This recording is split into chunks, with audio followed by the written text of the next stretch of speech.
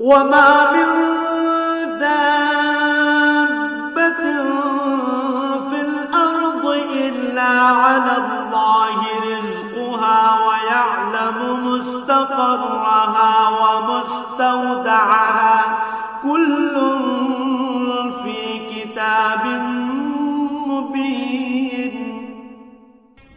জমিনের উপর বিচরণশীল এমন কোন জীব নেই যার রিজিক পৌঁছানোর দায়িত্ব আল্লাহর উপর নেই। তিনি যেমন তার আবাস সম্পর্কে অবহিত, তেমনি তার মৃত্যুর পর তাকে যেখানে সোপর্দ করা হবে তাও তিনি জানেন। এসব কথা একটি সুস্পষ্ট গ্রন্থে লিপিবদ্ধ আছে।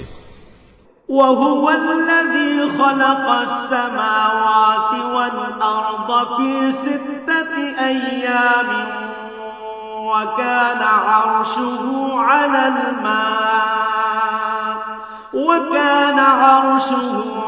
الماء ليبلوكم أيكم أحسن عملا ولئن قلت إنكم مبعوثون من بعد الموت ليقولن الذين كفروا إن هذا إلا سحر مبين। আর তিনি আল্লাহ তাআলা যিনি আসমান সমূহ ও জমিন 6 দিনের মধ্যে সৃষ্টি করেছেন। সে সময় তার আরশ ছিল পানির উপর।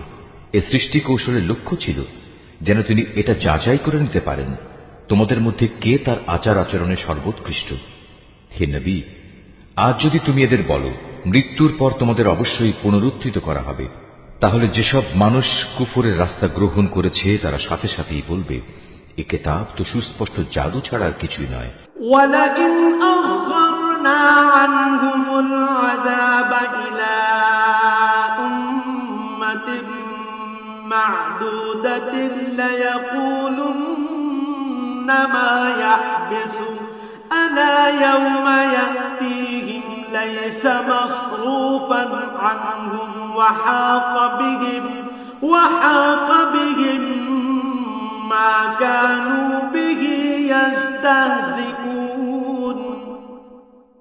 আমি যদি নির্দিষ্ট একটা মেয়াদের জন্য তাদের এ আযাব তাদের কাছ থেকে সরিয়ে রাখি, তাহলে তামাশার ছলে ওরা বলবে কোন জিনিস এখন এই আযাবকে আটকে রেখেছে। অথচ যেদিন এ আযাব তাদের উপর এসে পতিত হবে সেদিন এ আযাব তাদের কাছ থেকে সরাবার কেউ থাকবে না। যে আযাব নিয়ে তারা হাসি বিদ্রুপ করছিল তা তাদের পরিবেষ্টন করে ফেলবে।